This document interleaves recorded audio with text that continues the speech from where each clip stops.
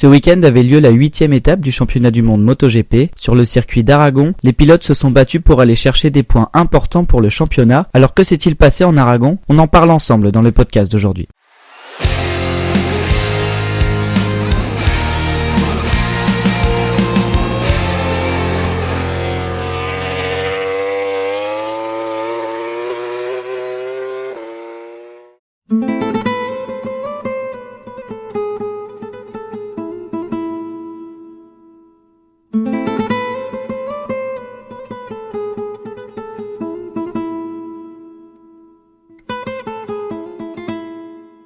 Le circuit d'Aragon accueillait le paddock MotoGP le week-end dernier, alors que les luttes pour les championnats sont plus qu'incertaines. Ce tracé espagnol, construit en 2009, est l'un des rendez-vous emblématiques du championnat. Depuis 2010, il est l'hôte du Grand Prix Moto d'Aragon sur un tracé de plus de 5 km 300, composé de 18 virages.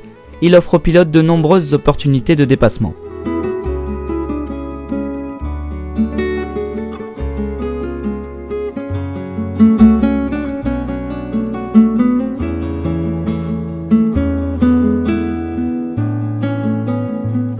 A noter ce week-end l'absence de Luca Marini, qui s'est blessé lors d'un test de préparation aux 8 heures de Suzuka. Ses blessures sont lourdes et son retour à la compétition risque de prendre plusieurs semaines. L'équipe Honda a décidé de ne pas le remplacer pour cette course. Seul Joan Mir représentera l'équipe en piste ce week-end.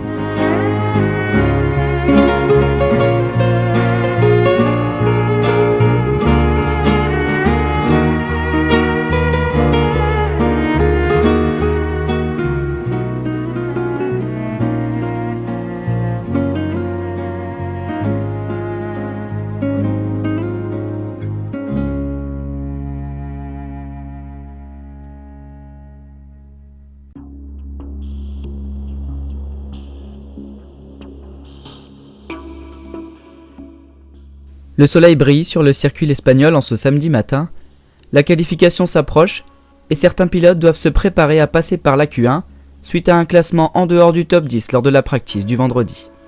Pour Ducati, seul Fabio Di Giannantonio devra passer par la Q1, le reste de l'effectif Ducati ayant été performant, c'est Marc Marquez qui a réalisé le meilleur chrono devant Alex Marquez. Du côté de chez Honda, Joan Mir et Johann Zarco se sont qualifiés, 4e et 6e, tandis que Somkhat Chantra termine loin, à plus de 2 secondes du leader. Le Thaïlandais va chercher à réagir en qualification. Les pilotes KTM ont plutôt réussi leur journée du vendredi, seul Enea Bastianini est en dehors du top 10. La journée était moins bonne pour Yamaha et Aprilia, dont l'intégralité des pilotes devra passer par la Q1.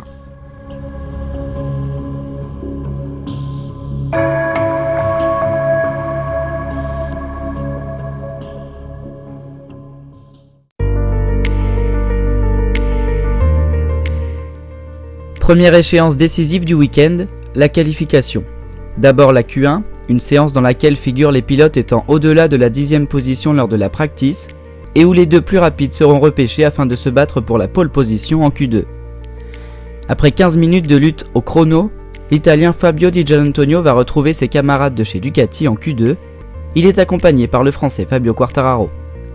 Derrière eux, Raúl Fernandez partira 15e lors de la sprint et de la course du dimanche. Il sera accompagné en 5e ligne par Jack Miller et Alex Rins. Miguel Oliveira, Enea Bastianini et Augusto Fernandez occuperont la 6e ligne, devant Lorenzo Savadori et Marco Bezzecchi. Somkhat Chantra s'élancera bon dernier sur la grille de départ.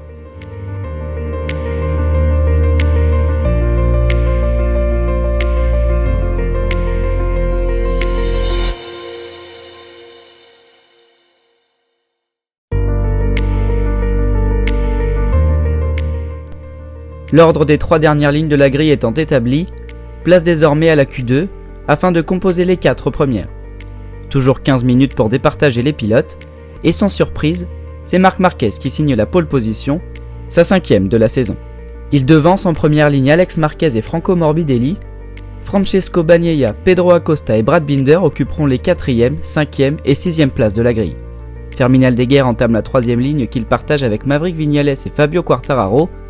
La 4e ligne sera formée par Fabio Di Giannantonio, 10e, Joan Mir, 11e et Johann Zarco, 12e. Place désormais à la course sprint du samedi après-midi.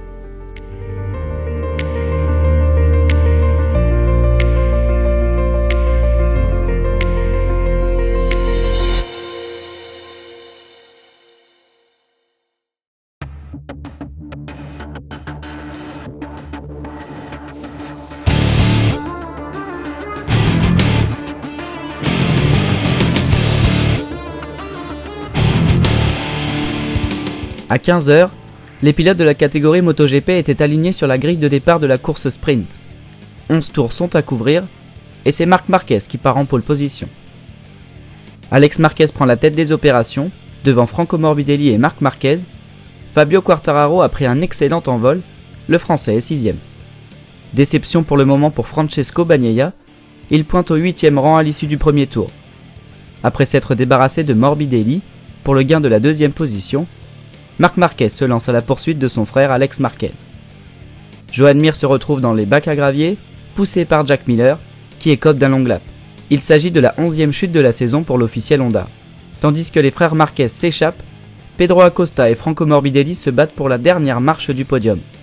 Derrière eux, Fermín Aldeguer est en embuscade, la bataille est lancée entre ces trois hommes.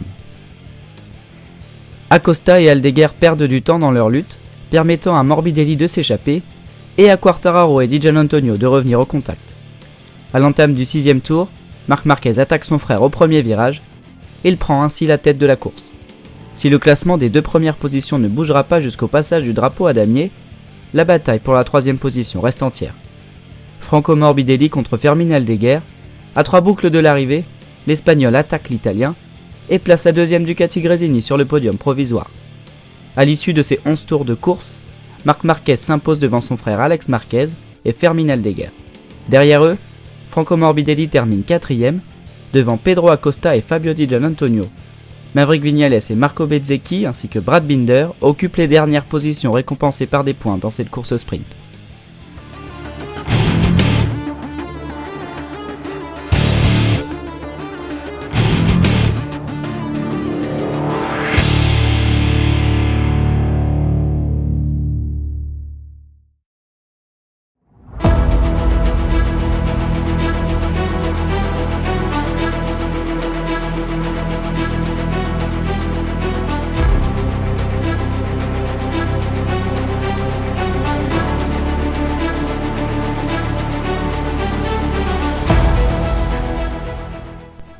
Devant 112 000 spectateurs, à 14h dimanche, le Grand Prix d'Aragon est sur le point d'être lancé. 27 degrés dans l'air, 48 degrés sur la piste, la course va se dérouler sous une chaleur accablante. Marc Marquez est en pôle, prêt à s'élancer pour 23 tours.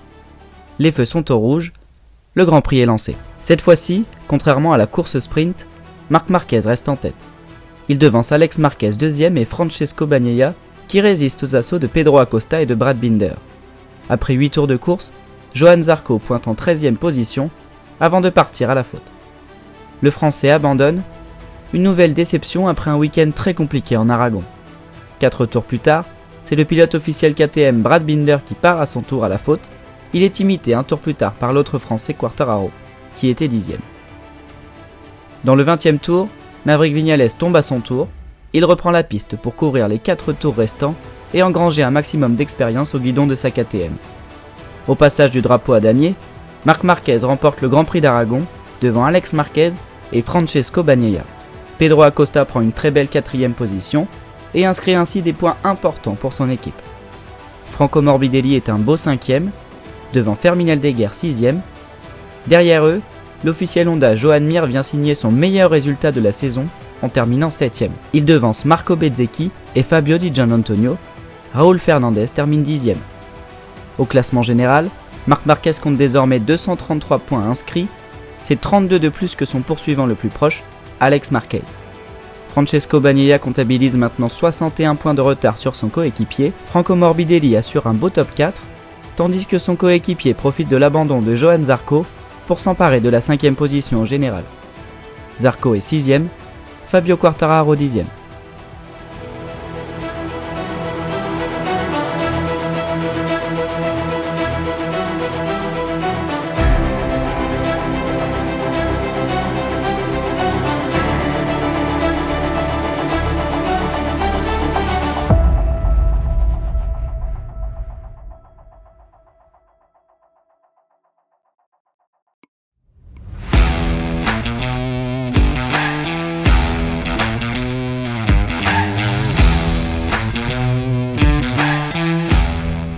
En Moto 3, c'est Rory Rueda qui part en pôle.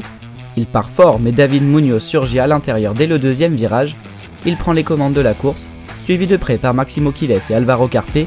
également bien parti. Le ton est donné, la course s'annonce intense, le groupe de tête reste compact. La tension est à son comble quand le dernier tour est lancé. Munoz choisit son moment, à la dernière courbe, il plonge à l'intérieur, dépasse Quiles de justesse et sort plus vite. Sur la ligne, c'est une victoire à la photo finish. Munoz l'emporte pour 50 millièmes de seconde. Carpe termine à seulement 3 dixièmes. Un final somptueux. Et Munoz l'emporte devant Quiles et Carpe.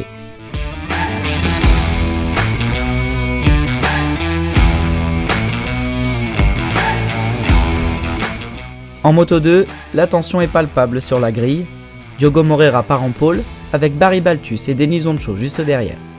Les feux s'éteignent, et c'est un excellent départ du Brésilien, qui vire en tête au premier virage. Tout le monde sent que le dernier tour sera décisif. Dernier passage sur la ligne, Oncho est juste derrière, il tente une attaque au virage 12, Moreira résiste.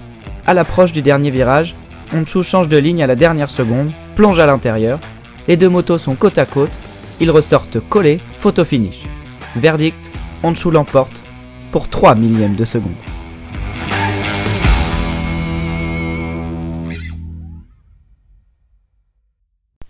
Le prochain rendez-vous de la saison aura lieu sur le circuit du Mugello en Italie, dans 2 semaines. Le rendez-vous est pris. À bientôt.